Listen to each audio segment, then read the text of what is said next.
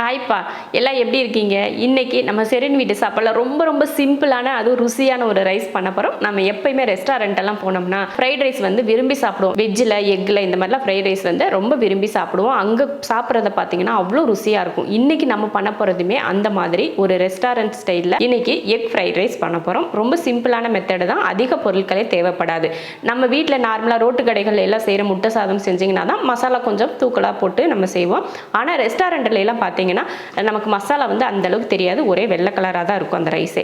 வாங்க இப்போ நம்ம அதே மெத்தடில் நம்ம ரைஸ் பண்ணுவோம். முதல்ல பாசுமதி அரிசி வந்து நான் 1 டம்ளர் அளவுக்கு எடுத்து ஊற வச்சுருக்கேன். ஒரு அரை மணி நேரம் கிட்ட நான் ஊறிக்கிட்டு இருக்கு. பாசுமதியில் மட்டும்தான் இது செஞ்சால் தான் நம்ம ரெஸ்டாரண்ட் ஸ்டைல் அப்படியே கிடைக்கும். அதனால 1 டம்ளர் அளவுக்கு நம்ம 4 பேர் சாப்பிடக்கூடிய அளவுக்கு கரெக்டாக இந்த மாதிரி டம்ளரில் 1 டம்ளர் அரிசி கரெக்டாக இருக்கும். அரை மணி நேரமாக ஊறிட்டுருக்கு. இப்போ தண்ணி காய வச்சுட்டு நம்ம அரிசி வேக வச்சிடலாம்.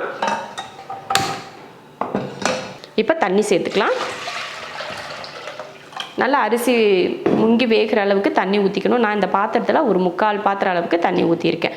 இப்போ இது கொதிக்கட்டும். தண்ணி நல்லா கொதிச்சிருச்சு. இந்த டைமில் நம்ம அரிசி சேர்த்துடலாம்.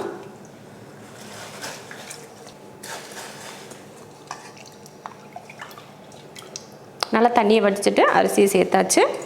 சேர்த்ததுக்கப்புறமா ஒரு ஸ்பூன் அளவுக்கு எண்ணெய் சேர்த்துக்கிட்டிங்கன்னா தான் அந்த ரைஸ் வந்து உதிரியாக வரும். அதனால் கொஞ்சம் எண்ணெய் சேர்த்துக்கலாம். அப்புறம் தேவையான அளவுக்கு உப்பு. இப்போ இது கொதிச்சு வந்து நல்லா வேகட்டும். அதுக்கப்புறமா நம்ம இறக்கிக்கலாம். அதே போல் நம்ம எப்பயுமே சாதம் வேக வைப்போம் பார்த்திங்களா, நல்லா குலைவாக இருக்கணும், நல்லா சாஃப்டாக இருக்கணும், அந்த மாதிரிலாம் இது வேக வைக்கக்கூடாது. உங்களுக்கு வந்து இந்த ரைஸ் வேகிறப்ப பார்த்திங்கன்னா ஒரு 3/4 பக்குவத்துக்கு இருக்கணும். 3/4 பக்குவத்தோட கம்மியாக இருந்தால் கூட சரி தான். ஆனாலும் 3/4 பக்குவத்துக்கு நீங்கள் வேக வச்சுக்கிட்டிங்கன்னா தான் உங்களுக்கு அரிசி வந்து உடையாமல் இருக்கும், கொழப்பாக ஆகாது. அதனால் நல்லா 3/4 பக்குவத்துக்கு வேக வச்சுக்கலாம். ஒரு கிட்டத்தட்ட ஒரு 5 நிமிஷம் கிட்ட ஆகும்னு நினைக்கிறேன். 5 நிமிஷம் ஆகட்டும், அதுக்கப்புறம் எடுத்து பார்த்துக்கலாம். பாருங்கள், அரிசி வேக வச்சு நல்லா வெந்துருச்சு. சும்மா போட்டு கலந்து விட்டுக்கிட்டே இருக்கக்கூடாது. இந்த மாதிரி சும்மா ஒரு டைம் ஒரு கரண்டி வச்சு இந்த மாதிரி எடுத்திங்கன்னா இந்த மாதிரி உடஞ்சி வரணும். அந்த மாதிரி நம்ம வேக வச்சு எடுத்துக்கணும். இப்போ வடிகட்டிக்கலாம். இப்போ அடுப்பை ஆஃப் பண்ணிவிட்டு இந்த ரைஸை வந்து தனியாக வடிகட்டி நம்ம எடுத்துக்கலாம். இப்போ பார்த்திங்கன்னா சாதத்தை தண்ணி இல்லாமல் வடித்து எடுத்து வச்சாச்சு. இதை ஆறிட்டு இருக்கட்டும், நம்ம தாளித்து விட்டுடலாம்.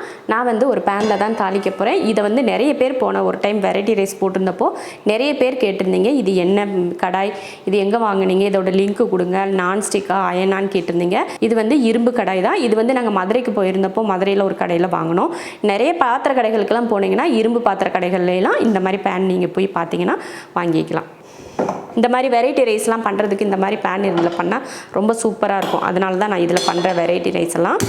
ஸ்டவ் ஆன் பண்ணியாச்சு. இப்போ இதில் எண்ணெய் ஊற்றிக்கலாம். எண்ணெய் காஞ்சதுமே ஒரு 5 போல் பூண்டுப்பல் இந்த மாதிரி சின்னதாக வெட்டியிருக்கேன், அதையும் சேர்த்துக்கலாம். அடுத்து ஒரு பெரிய வெங்காயம், சின்னதாக இருக்கிற ஒரு வெங்காயம் போதும். அடுத்து பீன்ஸ் வந்து ஒரு 4லேருந்து 5, ஒரு சின்ன கேரட்டு, இதெல்லாம் சின்னதாக வெட்டி எடுத்து வச்சுருக்கேன், அதை சேர்த்துக்கலாம். நமக்கு வந்து காரத்துக்கு ஒரு 3 மிளகாய் சேர்த்துக்கலாம். இந்த காய் வேகிறதுக்காக கொஞ்சம் உப்பு சேர்த்துக்கலாம். ஏன்னா நம்ம ரைஸில் வந்து உப்பு போட்டு வேக வச்சுருக்கோம். இருந்தாலும் காயில் உப்பு பிடிக்கணும் இல்லையா, அதனால் கொஞ்சம் உப்பு. காய் வந்து நம்ம இந்த எண்ணெயில் வதக்குறதுலையே நல்லா வெந்து வந்துடும். அதிகமாக வேக வைக்க தேவையில்லை. காய் வந்து பச்சையாக தான் இருக்கணும், முழுசாக வெந்திருக்கக்கூடாது. காயை வந்து இந்த மாதிரி வதக்குனதுக்கு அப்புறமா கொஞ்சம் இதில் முட்டை சேர்த்துக்கலாம். நான் வந்து இதில் 3 முட்டை எடுத்திருக்கேன், அதை சேர்த்துக்கலாம். முட்டைக்கு தேவையான உப்பு சேர்த்துட்டு கலந்துருவோம். இந்த மாதிரி மறுபடியும் அந்த முட்டை இந்த காய் எல்லாம் ஒன்றா சேர்ந்து இந்த மாதிரி கலந்து விட்டுறணும். இப்போ கலந்தாச்சு. இப்போ நம்ம இதில் ரைஸை சேர்த்துக்கலாம். அடுப்பை இந்த டைமில் சிம்மில் வச்சுக்கோங்க. சிம்மில் வச்சுட்டு நம்ம வேக வச்ச ரைஸை இதில் சேர்த்துடலாம். சேர்த்துட்டு மேலே கொஞ்சம் மிளகுத்தூள், சும்மா ஒரு 1/4 டீஸ்பூனுக்கும் கம்மியாக இருக்கிற மாதிரி மிளகுத்தூள் சேர்த்துக்கோங்க, அதிகமாக வேண்டாம். அதே போல் சோயா சாஸும் அப்படித்தான், கொஞ்சமாக ஒரு 1/4 டீஸ்பூனுக்கும் கம்மியாக சோயா சாஸ் போதும். இந்த அளவுக்கு ரொம்ப ஊற்றிட்டோம்னா கலர் வந்து மாறிடும். இப்போ வந்து கொஞ்சமாக மல்லித்தலை, அவ்வளோதான். இதையே கிளறி விட்டுருவோம்.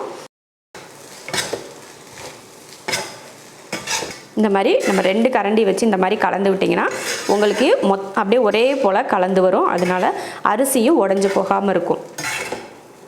அவ்வளோதான், சூப்பரான ஒரு ஃப்ரைட் ரைஸ் ரெடி ஆயிடுச்சு பாருங்கள். பொதுவாகவே நம்ம ஃப்ரைட் ரைஸ் சாப்பிட்டோம்னா சைட் டிஷ்ஷே நம்ம வச்சுக்க மாட்டோம் இல்லையா, அதனால தான் இன்றைக்கி நம்ம ஒரு ஃப்ரைட் ரைஸ்க்கு சைட் டிஷ் எதுவுமே நம்ம பண்ண போகிறது கிடையாது.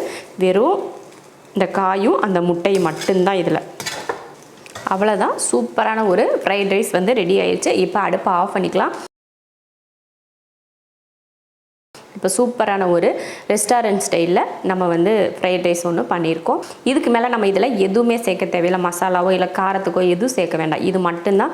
அதே போல் சைடிஷும் பார்த்திங்கன்னா இதுக்கு எதுவுமே தேவையில்லை, இந்த ரைஸ் மட்டும்தான் நம்ம சாப்பிட போகிறோம். தாராளமாக இந்த ஃப்ரைட் ரைஸ் வந்து 4 பேர்லேருந்து 5 பேர் வரைக்கும் தாராளமாக சாப்பிடலாம். ஏன்னா நம்ம கடைகள் எல்லாம் போனோம்னா ஒரு பவுலில் குட்டியாக ஒரு பவுல் கொடுக்குறாங்க, அந்த பவுலில் தான் நமக்கு வந்து ரைஸ் கொடுக்குறாங்க, அதுவே நமக்கு கரெக்டாக இருக்கும் இல்லையா. இது தாராளமாக 4லேருந்து 5 பேர் சாப்பிட்லாம்.